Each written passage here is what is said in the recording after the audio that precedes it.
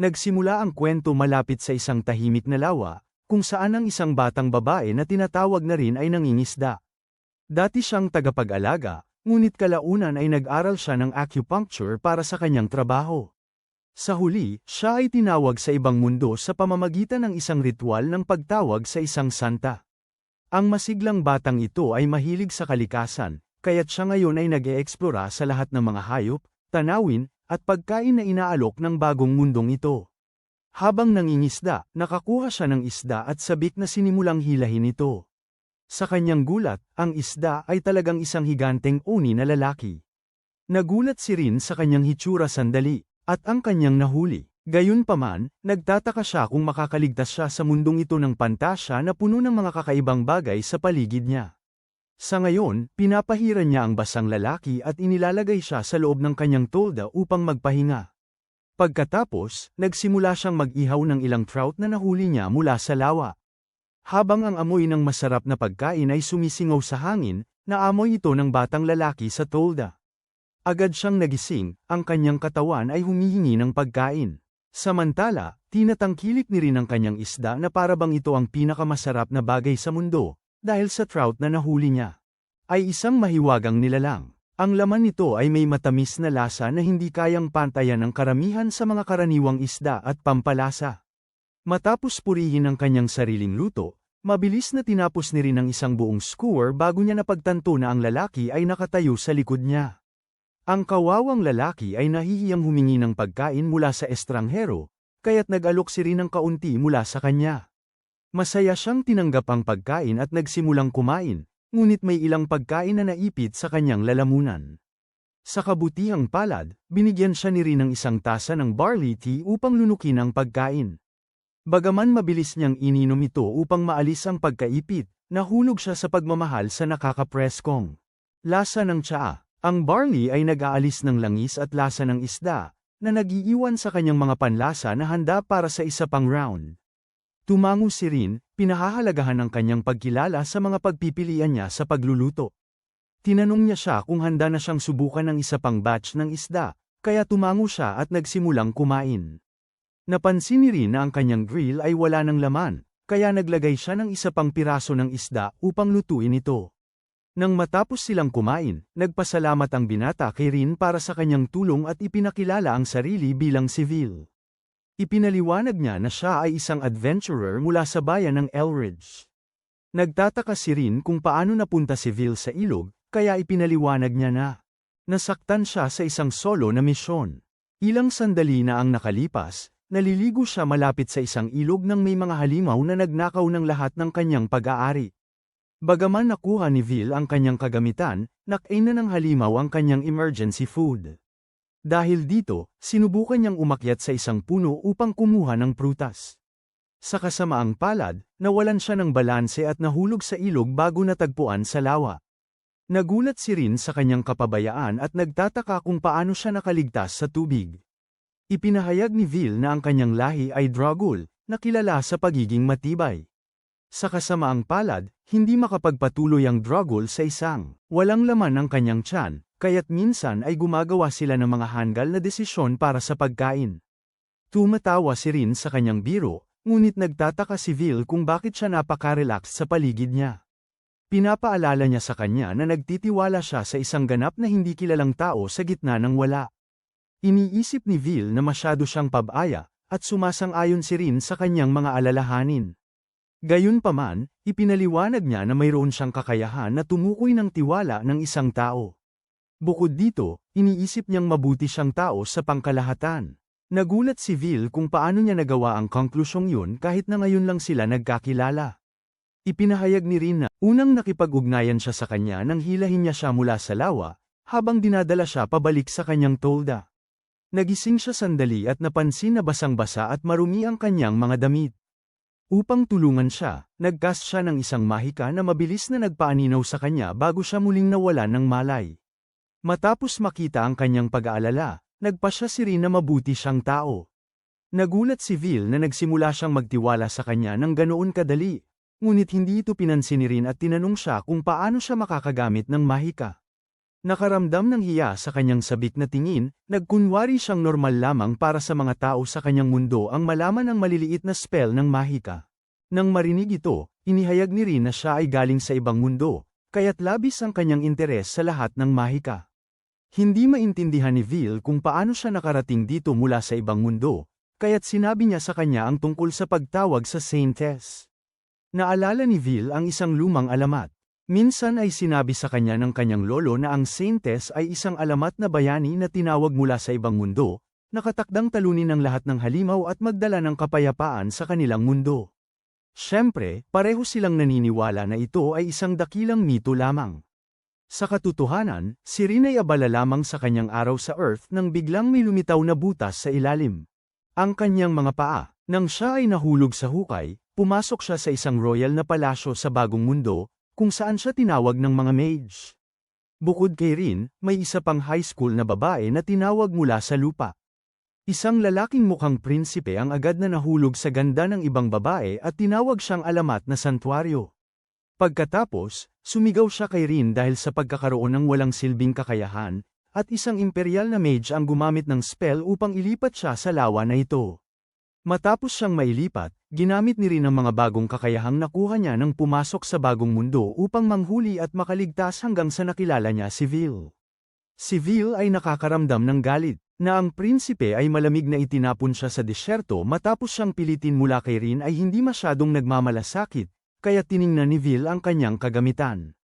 Inamin niya na ang kanyang magarang camping gear ay tiyak na mukhang kakaiba, na ikinatuwa ni Rin. Nag-isip si Vil kung siya ba ay okay dahil siya ay inagaw mula sa kanyang lupain at pamilya. Ngumiti si Rin, natuwa sa kanyang pag-aalala.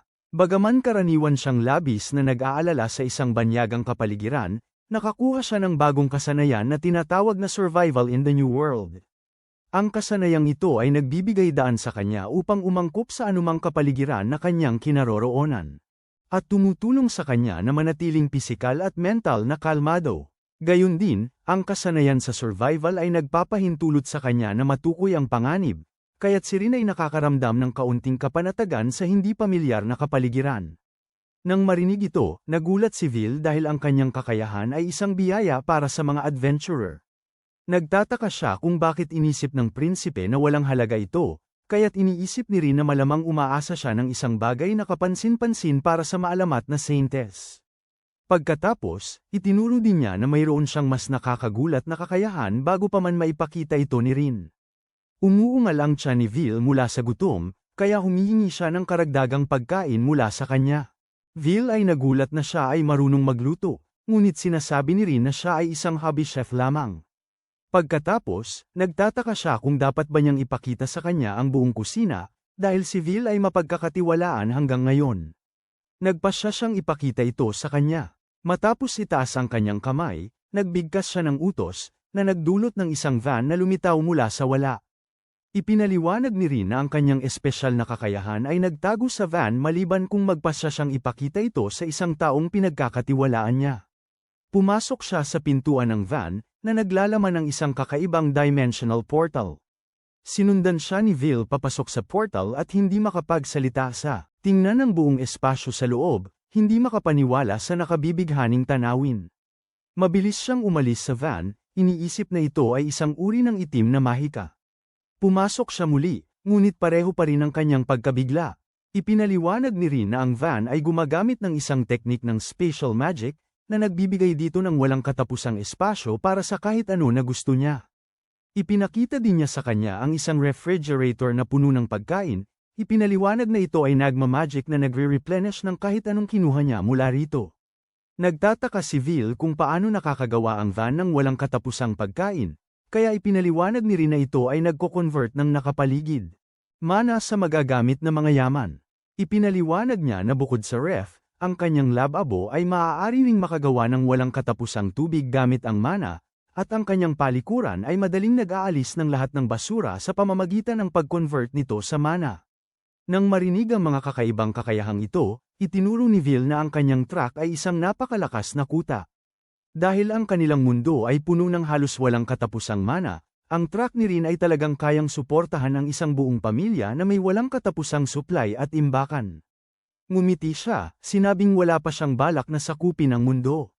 Nagtataka si Vil kung paano nakapagsasawalang bahala ang pamilyang royal sa kanyang napakalakas na spell. Sinabi ni Rin sa kanya na ang van ay maaari lamang gamitin sa labas, kaya malamang na hindi nila ito na-detect. Pagkatapos, tumayo siya upang maghanda ng hapunan. Hindi marunong magluto si Vil, kaya lumabas siya upang suriin ang kanilang paligid para sa anumang halimaw. Nang maglaon, bumalik si Vil mula sa kanyang patrol na may dalang karne mula sa isang Almeraj na halimaw. Naalala ni Rin na nakakita siya ng isa noon, nagulat siya na mayroon itong nakakain na karne. Pinasalamatan niya siya sa tulong, kaya ngumiti si Vil bilang tugon. Bagaman agad siyang nahulog kay Vil, nakabawi siya mula sa kanyang pagkabigla at nagsilbi ng hapunan. Dahil gumawa siya ng maraming komplikadong recipe mula sa lupa, akala ni Vil ay tinatreto siya sa isang masarap na handaan. Nagtataka siya kung ayos lang bang kumain ng ganitong marangyang pagkain ng libre, kaya't hinihikayat siya ni Rin na ituloy na. Umupo silang dalawa at nagsimula ng kumain, at nagsimula si Rin sa isang risotto. Nag-enjoy siya sa ulam na gawa sa gatas ng trout, pagkatapos ay lumipat siya sa iba pang mga ulam na gawa sa karne ng Almeraj. Samantala, nagsimula si Vil na manginig matapos makakagat ng isang piraso. Nagtataka si Rin kung ayaw ba niya sa pagkain, ngunit si Vil ay labis na nagulat upang maunawaan ang kamanghamanghang lasa ng pagkain. Nang makabawi siya, nilamon niya ang lahat ng pagkain at humiling kay Rin ng dagdag. Pagkatapos ng hapunan, tinanong ni Vil si Rin kung siya ba ay isang chef sa kanyang nakaraang mundo. Pinaalala niya sa kanya na siya ay isang hobby chef lamang. Gayunpaman, iniisip niya na dapat siyang maging proud sa sarili niya. Sa kanyang mundo, mas simple ang kinakain ng mga tao, kaya karamihan sa kanila ay hindi kayang gumawa ng mga kamanghamanghang putahe na madali niyang nagagawa. Tinanong ni Vil si Rin kung ano ang balak niyang gawin pagkatapos makalabas sa kagubatan, kaya inamin niya na wala pa siyang ideya. Sa kanyang mga kasanayan sa survival, hindi siya nagmamadali na magplano habang nag-e-enjoy sa kalikasan. Pinaalala ni Vil sa kanya na hindi siya makakapunta sa anumang bayan ng walang ID. Ang kanyang mga salita, dalhin siya pabalik sa realidad, at napagtanto niyang hindi siya pwedeng maglibot magpakailanman. Tinanong ni Vil kung nais niyang sumama sa kanyang grupo. Ipinaliwanag niya na lahat ng miyembro ng kanyang grupo ay mga masamang kusinero, kaya't nalulumbay sila tuwing kailangan nilang kumain sa labas, kahit na may nakatalagang chef sa kanilang tabi. Sa tingin niya, makakatanggap ng malaking pagtaas sa moral at pagganap ang buong grupo niya. Matapos ang kanyang alok, umalis si Vil at natulog si Rin sa kanyang van. Iniisip niya ang mga salita niya at ang paraan ng pagkakasabi nito nang may matinding damdamin, at nagsimulang bumilis ang tibok ng kanyang puso. Pinatibay din ni Vil. Sinabi niya na ang kanyang grupo ay may parehong lalaki at babae, kaya hindi na siya kailangang mag-alala tungkol sa pang-aabuso. Alam niyang wala na siyang ibang mapupuntahan, kaya nagpa siya si Rin na tanggapin ang kanyang alok kinabukasan. Nagpasalamat si Vil sa kanyang tiwala at iminungkahi ang pagbabalik sa kanyang bayan. Gayunpaman, humiling si Rin ng kaunting oras upang mangolekta ng mga damo sa kagubatan. Ipinaliwanag niya na ang mga kalapit na gubat ay naglalaman ng mahalagang perehil, kaya pumayag si Vil na tulungan siyang mangolekta nito. Sa kanilang paglalakbay, tinanong niya siya kung ano ang katangian ng kanyang grupo. Ipinaliwanag ni Vil na ang kanilang grupo ay tinatawag na smorgasbord, at mayroon silang espesyalista sa mahika at alchemy. Bilang karagdagan sa kanya, mayroon silang si Arya, na isang Eren na kayang gumamit ng mga sapot ng gagamba. Sa wakas, ang kanilang huling miyembro ay isang elfo na pari na tinatawag na Zinan. Habang naririnig ni Rin ang lahat ng mga pangalang ito at lahi, iniisip niya ang isang idealized na pantasyang bersyon ng mga taong ito. Sa gitna ng kanyang kasiyahan, napansin niya ang ilang masasarap na berry malapit sa kanya gamit ang kanyang kasanayan sa kaligtasan. Nagmadali siyang pumitas nito, ngunit biglang may lumipad na kawan ng mga uwak mula sa puno ng berry. Dahil sa kanyang pagbabantay ay nabawasan, hindi agad napansin ni Rin na ang mga uwak na ito ay mapanganib na mga halimaw. Habang papalapit ang mga ibon sa kanya, siya ay hindi makapag-react sa oras. Sa kabutihang palad, pinrotektahan siya ni Vil at tinalo ang mga uwak sa isang hiwa ng kanyang espada. Si Rin ay labis na nagulat upang makapag-react sa simula, ngunit agad siyang nagpasalamat kay Vil at humingi ng paumanhin sa pagbigay ng abala dahil sa kanyang kapabayaan. Ngumiti siya, pinapakalma siya na ang kanyang grupo ay mag-aalaga ng mabuti sa kanya mula ngayon. Habang si Rin ay nahihirapang makabawi mula sa kanyang nakakasilaw na karisma, itinuturo ni Vil ang ilang loot na iniwan ng mga tinalong halimaw. Kinuha nila ang loot at kinuha ang mga pampalasa ni Rin bago sumakay sa kanyang van upang magmaneho patungo sa bayan. Nagulat si Vil sa higanteng metal. Van ay maaaring gumalaw ng napakabilis. Itinuro niya na sa kanilang kasalukuyang bilis, maaari silang makararating sa kanyang bayan sa loob lamang ng 3 oras, na higit pa sa bilis ng kahit ang pinakamabilis na karwahe sa kanilang mundo. Nag-aalala rin si Rin dahil ang kanyang van ay may masking function, ibig sabihin hindi ito matutukoy ng mga tao, kaya nag-aalala siya na baka aksidenteng makabangga siya ng isang tao. Ipinaliwanag ni Vil na may shortcut papuntang bayan sa pamamagitan ng mga bundok. Kinuha ni Rin ang shortcut dahil ang kanyang van ay dinisenyo para sa pagmamaneho sa labas. Bigla siyang huminto nang alertuhan siya ng kanyang survival skill tungkol sa isang halimaw sa unahan. Sa harap nila, isang isang halimaw na tinatawag na apoy na oso ang lumabas at umuungal ng malakas. Nagulat si Vil dahil ang apoy na oso ay isang mapanganib na halimaw na karaniwang wala sa mga lugar na ito. Bigla, isang batang babae ang nahuli ang oso gamit ang mga sinulid ng seda, ngunit madaling nakatakas ito.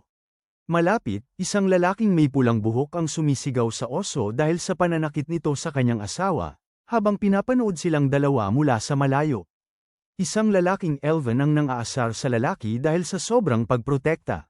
Dahil ang oso ay tanging naputol lamang ang mga sinulid ng seda ng kanyang asawa, nakilala ni Vil ang 3 taong ito bilang sina Arya, Ed, at Zenon. Nag-aalala si Rin para sa kanyang mga kasama, ngunit tiwala si Vil na humakbang. Lumabas mula sa van, handang ipakita sa kanya kung ano ang kayang gawin ng kanyang grupo. Pumasok siya at pinilit ang oso na umalis. Ngumiti si Zenon, nasisiyahan sa biglang pagdating ng kanyang mga kasama. Ngumiti rin sina Ed at Arya, masaya na makita siyang bumalik. Sa kasamaang palad, wala silang oras para sa masayang muling pagkikita dahil sa galit na apoy na oso na nakatitig sa kanila, habang pinapaalalahanan ni Vil ang lahat na maghanda para sa atake. Pinapanood ni Rin ang tensyon mula sa kaligtasan ng kanyang van. Excited na makita kung paano lumaban ang isang tunay na grupo ng mga adventurer, nagpasimula ang oso ng unang galaw, naglalabas ng ilang bola ng apoy patungo kay Ed, madali itong naharang. Sila gamit ang spell ng yelo, pagkatapos ay nagsimula siyang mang-asar sa oso. Bigla, napagtanto niya na ang isa sa mga atake ng oso ay nagdulot ng isang malaking puno na bumagsak patungo sa kanya. Bagaman wala ng oras si Ed para tumugon, sinira ni Arya ang puno gamit ang kanyang mga sapot ng gagamba. Pinagsabihan siya nito dahil sa pagiging mayabang, ngunit masaya si Ed na nakukuha ang atensyon ng kanyang asawa. Habang pinapanood ang laban ng mag-asawa, alam ni Zenon na patuloy na magbibiroan si Ed para makakuha ng higit pang puntos kay Arya, kaya sinabi niya kay Vil na maging seryoso at tapusin na ang oso. Tumango siya at sumugod patungo sa oso, hinati ito sa dalawa sa isang saksak lamang. Akala ni Vil ay namatay na ang oso, masyadong madali, at alam din ni Zenon na naglalaro si Ed sa kanyang mga spell, kaya walang sino man ang nasa tunay na panganib. Bigla, lumapit si Ed. Ang boses niya ay puno ng panik na parang may emergency. Ipinakita niya si Arya kay Zenon, ipinaliwanag na siya ay nagkaroon ng maliit na sugat mula sa laban, habang iniisip ni Ed na kahit ang pinakamaliit na sugat sa katawan ng kanyang mahal na asawa ay katapusan ng mundo. Napabuntong hininga si Zenon sa nakakahiya niyang ugali. Gayunpaman, nag-cast siya ng healing spell upang alisin ang sugat. Nang hamupa ang tensyon, tinanong ni Vil ang kanyang grupo kung bakit sila nandito sa lugar na ito. Ipinaliwanag nila na sila ay simpleng, naghahanap ng mga mapagkukunan. Sa kanilang paglalakbay, nakatagpo sila ng isang baguhang grupo na nahihirapang harapin ang makapangyarihang oso ng apoy, kaya't huminto sila upang talunin ito. Tumango si Vil, ngunit itinuro niya na ang mga halimaw na kasing lakas nito ay hindi dapat naglalakad sa isang lugar para sa mga baguhan. Sumang-ayon si Zenon, na nagmungkahi na ipaalam ang hindi pangkaraniwang pangyayaring ito sa Adventurers Guild. Tinanong ni Ed si Vil kung paano niya sila natagpuan, kaya tinawag niya si Rin. Bigla siyang lumabas mula sa kanyang camper van. Bagaman nakikita ni Vil ang camper, ang iba pang miyembro ng kanyang grupo ay hindi autorisado ng kakayahan sa campang ni Rin, kaya't ganap na invisible ang kanyang van. Para sa kanila, dahil dito, literal nilang nakikita siyang tumalon papasok sa realidad. Hindi alam ni Rin kung gaano ka nakakagulat ang kanyang pagpasok. Sa halip, nagsimula siyang mag-fangirl sa lahat ng mga adventurer at kanilang mga kakayahan. Naguguluhan, lahat sila ay nagtatanong kay Vil kung sino siya at paano siya biglang lumitaw mula sa wala. Hindi pinansin ni Vil ang huli nilang tanong at ipinaliwanag na si Rin ay isang kaibigan na pumayag na maging kanilang porter at kusinira. Nang marinig ito, lahat sila ay nagulat, dahil ang masarap na pagkain ang pinakamalaking luho sa mundo para sa kanila. Excited, hinawakan ni Arya ang kamay ni Rin at tinanong kung talagang kaya niyang gumawa ng masarap na pagkain. Habang siya ay nasa sabik, para sa ibang dahilan, si Rin ay kinakabahan na makasama ang isang napakagandang babae. Pumasok din si Ed, nagtataka kung marunong bang magluto ng karne si Arya. Tumango siya, kaya't nagpapasalamat si Zenon sa Diyos na natagpuan na nila ang kanilang kaligtasan. Nakita ang reaksyon ng lahat, nagsimula nang tumawa si Vil at tinanong si Rin kung naiintindihan na ba niya ang halaga ng isang tunay na chef sa kanilang mundo. Siya ay tumawa ng kinakabahan, pagkatapos ay nag-alok na magluto ng pagkain para sa lahat dahil lahat sila ay sobrang excited. Nagtataka siya kung ano ang dapat lutuin, pagkatapos ay nagpasya siyang magluto ng ilan sa karne na nakuha niya mula sa mga madidilim na uwak. Nang marinig ang tunog ng karne, ang kulang sa nutrisyon, mga kasapi ng partido ay nagsimulang mag-foam sa bibig. Pumasok si Rin sa kanyang van upang ihanda ang mga sangkap at kinuha ang karne ng uwak. Noong siya ay inambush, hindi siya masyadong nagbigay pansin, ngunit sinabi ng kanyang mga kasanayan sa kaligtasan na ang mga mapanganib na ibon ay may masarap na karne. Ngayon, kasama ang malambot na karne sa harap niya, sumasang-ayon siya sa kasanayang iyon at sabik na naghihintay sa huling resulta. Nagpasya siyang magdagdag ng toyo, cumin, asukal, at coriander upang gumawa ng simpleng teriyaki-flavored na karne skewers. Matapos idagdag ang pampalasa, inilabas niya ang karne mula sa kanyang van upang lutuin sa grill habang inilalagay niya ang mga piraso ng karne sa skewer. Napansin niya na lahat ng iba ay nakatingin sa kanya. Si Rin ay nalilito, kaya ipinaliwanag ni Vil na hindi pa nakikita ng ibang miyembro ng grupo ang kanyang camper van, kaya parang nagiging tila siya ay lumilipat-lipat sa realidad tuwing pumapasok siya dito. Sa wakas, naintindihan ni Rin at nagtataka kung dapat ba niyang pahintulutan ang natitirang bahagi ng grupo na makita ang kanyang van. Gayunpaman, sinabi ni Vil na itago ito bilang lihim ng kaunti pang panahon upang patuloy silang paglaruan. Pagkalipas ng ilang sandali, handa na ang mga unang skewers ng karne sa grill. Bagamat mahal ni Rin ito, simpleng recipe ng skewer, siya ay kinakabahan, nagtataka kung magugustuhan ito ng mga kasamang mula sa ibang mundo. Wala siyang kaalam-alam na ang simpleng skewer na ito ay tila isang 5 bituin na pagkain para sa mga pulubi na halos hindi makapagluto ng uling. Sa wakas, inihain ang pagkain at lahat ay nahulog sa pagmamahal dito sa sandaling sila'y kumagit, pinapanood silang kumain. Kahit si Rin ay nagulat sa kung gaano nila gusto ang kanyang pagkain, nakaramdam ng kasiyahan. Siya ay ngumiti at sinabi sa kanila na kumain hanggat gusto nila. Pagkatapos, tinanong niya sila kung paano ang lasa ng pagkain, habang ang lahat ay nananatiling tahimik. Si Arya ang unang lumakad patungo kay Rin. Bigla, niyayakap siya nito at ipinapahayag ang kanyang walang hangang pag-ibig sa kanya. Nakaakbay sa mga bisig ng magandang babae, parang natutunaw si Rin. Nakita ang kanyang asawa na malapit sa kanya, nagalit si Ed at itinulak siya palayo. Pagkatapos, nagsimula rin siyang humanga sa kanyang kamanghamanghang pagkain. Pinasalamatan din ni Zenon ang pagluluto ni Rin, kaya tinanggap niya ang papuri at umaasa na magugustuhan nila ang natitirang pagkain mula ngayon. Nang lahat ay nakaupo na, naisip ni Vil na panahon na upang umuwi sa Elridge. Upang simulan ang kanilang paglalakbay, pinahintulutan ni Rin ang natitirang grupo na tingnan ang kanyang van. Nang makita ang kakaibang kahon na metal na lumabas mula sa wala, muli silang nawalan ng salita. Ngumiti si Rin at tinanggap sila sa loob. Sa lalong madaling panahon, nagsimula silang umalis patungo sa lungsod.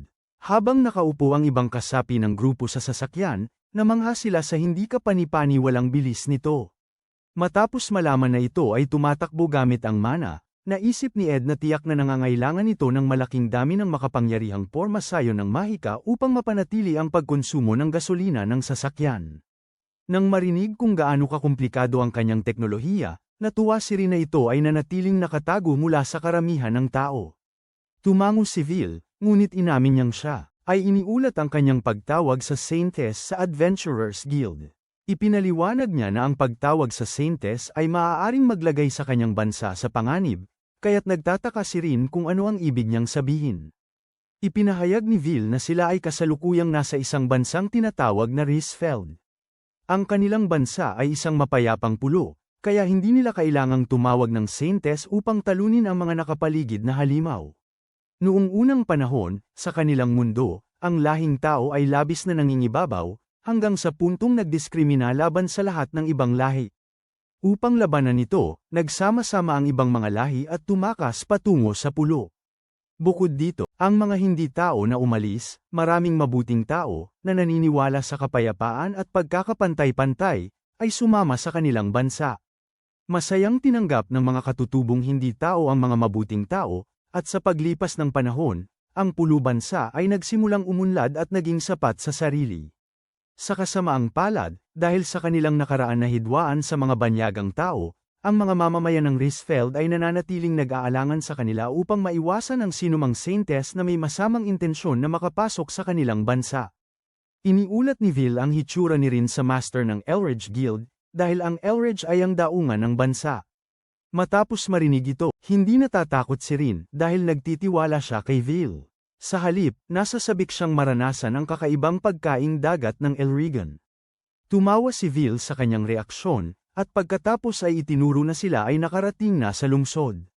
Habang tumitingin si Rin sa unahan, namangha siya sa laki ng mga higanteng pader ng lungsod. Pagkatapos, ipinarada niya ang kanyang van sa isang ligtas na lugar at pinayagan ang lahat na bumaba. Pumasok sila sa lungsod ng nakakapaglakad, kung saan nagsimula si Rin na ngumiti sa kapaligiran ng pantasya. Sinabi ni Vil sa lahat na tutulungan niya si Rin na magparehistro sa guild, kaya nagpa siya si Zina na gumawa ng mga paghahanda upang tanggapin siya sa kanilang tahanan.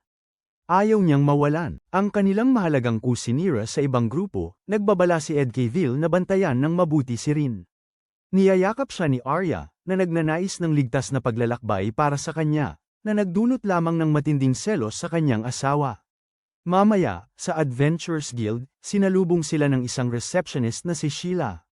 Agad na nahulog ang loob ni Rin sa kanyang kaakit-akit na anyo, nagtataka kung anong uri ng nilalang siya. Ipinaliwanag ni Vil na narito siya upang magparehistro ng bagong miyembro ng grupo, kaya't inilabas ni Sheila ang isang registration form. Pagkatapos, napansin niya si Rin na tila nag-aapoy dahil sa labis na pagkakaakit. Sinabihan ni Vil si Rin na magpakaseryoso, dahil si Sheila ay isang ganap ng adulto. Ngunit hindi nagmamalasakit si Sheila na tawaging cute. Pagkatapos, pinirmahan ni Sheila ang form ni Rin, idineklara siyang opisyal na miyembro ng Team Smorgasbord. Habang binabasa ang teksto sa form, natutunan ni Rin na ang kanyang pagsulat sa Japanese ay automatikong nagiging katutubong wika ng mundo. Kaya rin niyang basahin ang katutubong wika, ngunit nakakaramdam siya ng kakaiba. Binati siya ni Sheila at hinilingan siya ng magandang kapalaran. Tumango si Vil bago dalhin si Rin upang makilala ang guildmaster, si Tori. Nang umupo sila, formal na ipinakilala ni Rin ang kanyang sarili at humingi ng kanyang gabay. Nakita ang kanyang magalang na pag-uugali, hindi makapaniwala si Tori na talagang nakahanap si Vil ng isang normal na tao. Nagtatawa si Vil, sinasabing sinuri niya ang background ni Rin bago siya kunin, kaya hindi niya dapat pagdudahan ang pagkatao nito. Humingi ng tawad si Tori sa kanyang mga salita, sinabing wala siyang intensyon na makasakit. Pagkatapos, binalika niya ang pagbati ni Rin. Kanina, nagpadala si Vil kay Tori ng mensahe ng emergency, kaya akala niya ay may masamang nangyari. Ngayon, sa harap ng inosenteng si Rin, hindi niya naiisip na ang walang kapinsalang santa mula sa isang kwentong pambata ay nagkakahalaga ng kanyang pag-aalala. Tinanong niya si Rin kung paano siya nakapasok sa mundong ito, kaya ikinwento niya ang buong kwento. Bagaman sinasabi niyang siya ay tinawag mula sa ibang mundo, hindi ito agad pinaniniwalaan ni Tori. Humingi siya ng pahintulot na tingnan ang estado ni Rin upang makita ang kanyang espesyal na kakayahan, ngunit binalaan siya ni Vil na lumayo. Pinatotohanan ni Tori na wala siyang masamang intensyon, kaya pumayag si Rin na ipakita ito sa kanya. Basta't hindi niya malalaman ang anumang pribadong impormasyon tungkol sa kanya. Ngumiti siya at ipinaliwanag na karamihan sa mahika ng estado ay hindi sapat na advanced upang matukoy ang lahat tungkol sa isang tao. Nang marinig ito, nagulat si Rin, dahil ang kanyang kakayahang pangkaligtasan ay kayang matukoy kahit ang isang taos mapagkakatiwalaan. Ngayon, nakakaramdam siya ng kaunting seguridad matapos malaman na hindi basta-basta makikita ng ibang tao ang kanyang mga kakayahan at matutuklasan ang kanyang mga lihim. Sa lalong madaling panahon, natapos ni Tori ang pagsusuri sa kanyang mga kasanayan. Ipinaliwanag niya na siya ay may Outlander class na ibinibigay sa mga tao mula sa labas ng kanilang mundo. Ayon sa mga alamat, ang mga Outlander ay maaaring magmana ng isang espesyal na klase kasama ang isang random na dagdag na kasanayan.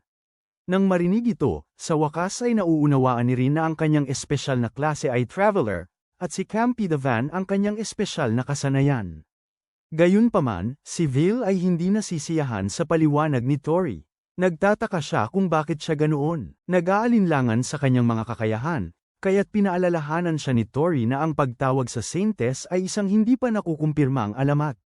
Pagkatapos, nagtataka si Vil kung bakit ang mga banyagang tao ay maghahanap ng paraan upang tumawag. Nagtatanong siya kung talagang nahaharap sila sa isang napakalaking krisis na nangangailangan ng labis na kakayahan. Ipinahayag ni Tori na wala siyang natanggap na balita tungkol sa pandaigdigang krisis, kaya't hindi malinaw kung ano ang motibo ng kaharian ng tao. Gayunpaman, iniisip niya na ang naunang karanasan ni Vil sa Fire Bear ay maaaring isang palatandaan.